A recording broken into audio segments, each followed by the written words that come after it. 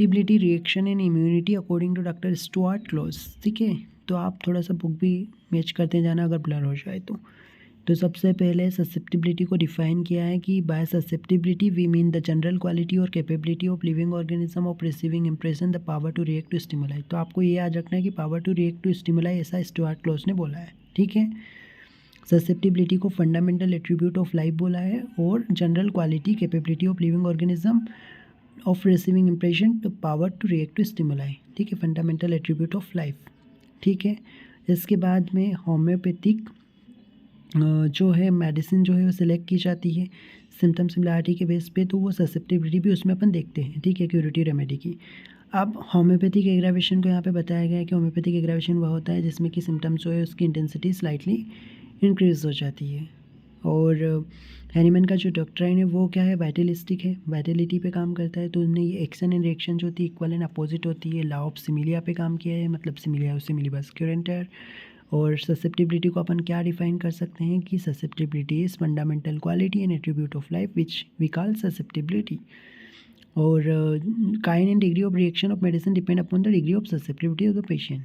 कि मतलब अपन देखते हैं ना कि रिएक्शन कितना रिएक्ट करेगा, kind and degree of reaction to medicine, patient जो है या पर्सन मेडिसिन के लिए कितना रिएक्ट करेगा इस पे डिपेंड करता है ससेप्टिबिलिटी पे। और उसको कैसे फिजिशियन हैंडल करता है इस पर भी डिपेंड करेगा। फिजिशियन उसको मॉडिफाई भी कर सकता है। आर्ट ऑफ फिजिशियन, अगर फिजिशियन आर्ट आपका आर्ट है तो उसको मॉडिफाई भी कर सकता है ससेप्टिबिलिटी को। ठीक है, तो since cure consist simply, cure को भी डिफाइन करा है यहाँ पे। क्योर क्या होता है, cure consist simply in satisfying the morbid susceptibility. आप मॉर्बिड ससेप्टिबिलिटी को सेटिस्फाई करते हो यानी क्योर कर रहे हो, उसी को क्योर करते हैं। मॉर्बिड ससेप्टिबिलिटी को सेटिस्फाई करना क्योर है। ठीक है, अब यहाँ पे बोला है कि ससेप्टिबिलिटी क्या क्या इम्प्लाइज करके रखती है। ससेप्टिबिलिटी इम्प्लाइज इंक्लूड, क्या क्या इंक्लूड करके रखती है, affinity, attraction, desire, hunger and need. ठीक है, तो susceptibility included hunger, desire, need, attraction, affinity. अब यहाँ पे ये बोला है कि लिविंग ऑर्गेनिज्म जो होता है ना उसमें होमोजीनस और हेट्रोजीनस डिसिमिलर या सिमिलर स्टिमुलाई के कांटेक्ट में आते रहते हैं, तो उनके लिए ससेप्टिबल होते हैं अपन लोग। लिविंग ऑर्गेनिज्म होमोजीनस, सिमिलर और हेट्रोजीनस या डिसिमिलर स्टिमुलाई के लिए ससेप्टिबल होता है लिविंग ऑर्गेनिज्म। ठीक है, इसके बाद में जैसे हंगर जो डिमांड करती है किसका, फूड की, उसी तरीके से डिसीज़ डिमांड करती है मेडिसिन की। तो hunger demands food, so the disease demand the medicine. तो depend is always consistent with the universe law. ठीक है, यूनिवर्स लॉ के अकॉर्डिंग चलता है ये काम। सिम्टोमेटिकली सिमिलर रेमेडी मेडिसिन देंगे तो उसकी हंगर सेटिस्फाई हो जाएगी। ठीक है, और ससेप्टिबिलिटी सेटिस्फाई हो जाएगी। जैसे कि दो मेथड है यहाँ पे, दो मेथड्स बताई गई है ससेप्टिबिलिटी के लिए। तो एक तो लेस सिमिलरिटी के बेस पे देखो, एक तो क्या होता है कि आप बंगलर, दो रास्ते बताए हैं ससेप्टिबिलिटी को सेटिस्फाई करने के, एक तो एक्सपर्ट वाला भी है और एक बंगलर वाला है।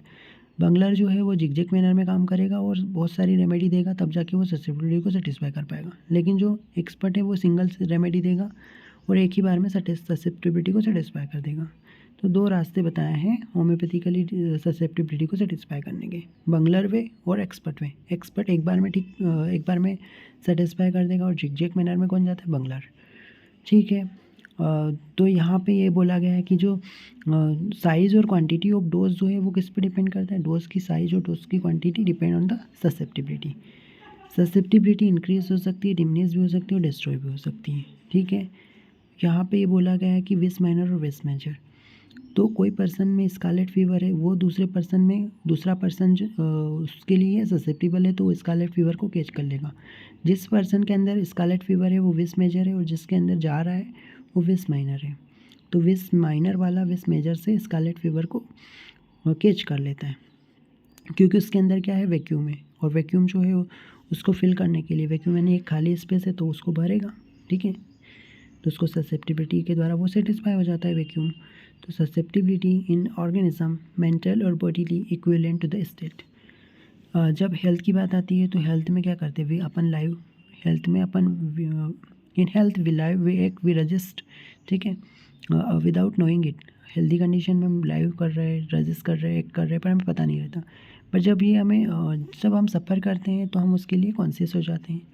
ठीक है, और इसके बाद में यहाँ पे क्या बताया गया है कि स्टेट ऑफ नॉर्मल ससेप्टिबिलिटी को अपन प्रिडिक्ट भी कर सकते हैं, ठीक है, remedial as well as the toxic agencies के द्वारा। और इसके बाद में अगले पेज पे चलते हैं। तो यहाँ पे degeneration of organs as a status infectious. The action of endotoxin of all kind is similar.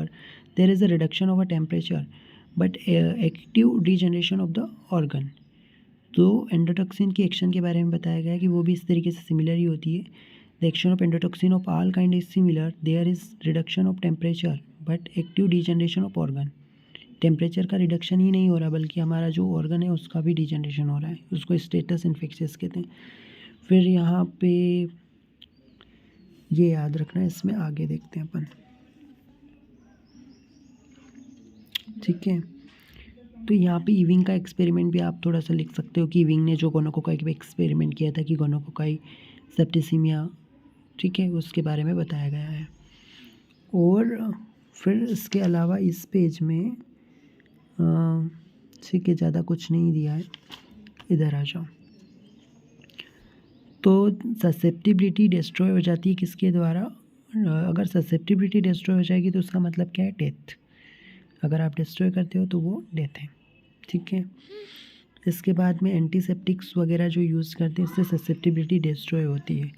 Surgical treatment और एंटीसेप्टिक यूज़ करने से ससेप्टिबिलिटी डिस्ट्रॉय होती है, और ससेप्टिबिलिटी डिस्ट्रॉय होती है यानी कि डेथ की तरफ जा रहा हूँ, ठीक है। तो यहाँ पे डोमिनेंट स्कूल के आर्टिकल्स के बारे में बताया गया है कि एंटीसेप्टिक्स वगैरह यूज़ करते हैं टॉन्सिलाइटिस के केस में, इन्फ्लामेशन के केस में। तो इससे बैक्टीरियाज का नंबर तो डिमिनिश हो जाता है पर ससेप्टिबिलिटी भी डिस्ट्रॉय होती है, ठीक है। तो डिस्ट्रक्शन होता है इससे ससेप्टिबिलिटी का अगर एंटीसेप्टिक्स यूज़ कर रहे हैं उसके द्वारा, ठीक है, ये लिख देना। इसके बाद जैसे कि अपन देखते हैं कि सर्वाइकल एडिनाइटिस फीवर, इसमें क्या होता है, टॉक्सिन्स रिलीज़ होते हैं। तो यहाँ पे भी ससेप्टिबिलिटी अगर एंटीसेप्टिक्स यूज़ करेंगे तो ससेप्टिबिलिटी डिस्ट्रॉय हो जाएगी। जो फीवर होता है और इन्फ्लामेशन होता है ना, ये वाइटल रिएक्शन का मैनिफेस्टेशन है। ये हमारा केवल एक वाइटल रिएक्शन है, फीवर और इन्फ्लामेशन, ये डिसीज़ नहीं है, तो केवल रिजल्ट है। इन्फ्लामेशन एंड फीवर जो है ना कभी भी इविल नहीं होते हमारे लिए, ये हमारा रिएक्शन है, हमारा रेजिस्टेंस है, ठीक है। तो inflammation and fever are the resistance to inimical forces. ये एनिमीज़ नहीं है, इविल नहीं है, ये क्या है, ये केवल हमारा रिएक्शन है। इन्फ्लामेशन एंड फीवर हमारा एक वाइटल एक्टिविटी है। इसमें क्या होता है कि हमारा जो सर्कुलेशन है वो रैपिड हो जाता है, रेस्पिरेशन इंक्रीज़ हो जाता है, ऑक्सीजनेशन ज़्यादा देखने को मिलता है, इसलिए वहाँ पे इन्फ्लामेशन हो जाता है। तो पेन, फीवर, इन्फ्लामेशन, ये सारा कुछ जो है रियल डिसीज़ नहीं है, ये केवल इनको हमारा ऑब्जेक्टिव ट्रीटमेंट ये नहीं होना चाहिए कि फीवर इन्फ्लामेशन को ट्रीट करो। ये अगर आप फीवर, इन्फ्लामेशन और पेन को ठीक कर रहे हो तो ये केवल पेलिएशन है या सप्रेशन है, ठीक है। इससे ससेप्टिबिलिटी आपकी डिस्ट्रॉय हो जाएगी। इसी चैप्टर में स्टिमुलेंट और डिप्रेशन का एक एग्जांपल दिया है, जैसे स्ट्रिचिन और नक्सोमिका जो है ना वो क्या करती है, क्रूड स्टेट में वो क्या करती है, शॉक प्रोड्यूस करती है। उस तरीके से अगर इसको पोटेंटाइज फॉर्म में दिया जाएगा तो वो शॉक को क्या कर देगी, ठीक कर देगी, ठीक है। स्मॉल डोज में अगर स्ट्रिचिन नक्सोमिका को देते तो शॉक वाली कंडीशन को ठीक कर देगी। इसके बाद में यहाँ पे ये बताया गया कि जो अल्कोहल होता है ना वो उसको स्टिमुलेंट की तरह यूज़ किया जाता है, तो उसका भी क्या होता है, वो हमारा स्ट्रेंथ को कम करता है। पहले तो वो स्टिमुलेंट की तरह काम करता है, लेकिन जो बाद में वो क्या करेगा, डिप्रेशर की तरह काम करेगा, ठीक है। इसका एक्शन ब्रेन पे और नर्व्स पे होता है अल्कोहल का भी, ठीक है। तो क्रॉनिक अल्कोहलिज्म में जो हम देखते हैं ना कि पैरालाइज हो जाता है, वासोमोटर सिस्टम अफेक्टेड होता है, ये सब चीज़ें देखने को मिलती है। तो ये अल्कोहल हो गया। तो अल्कोहल क्या करता है, ससेप्टिबिलिटी को डिस्ट्रॉय करता है ना। तो अल्कोहल भी ससेप्टिबिलिटी को डिस्ट्रॉय करता है, ये बात आपको पता होना चाहिए। एक्शन और रिएक्शन जो होती है हमेशा इक्वल एंड अपोजिट होती है।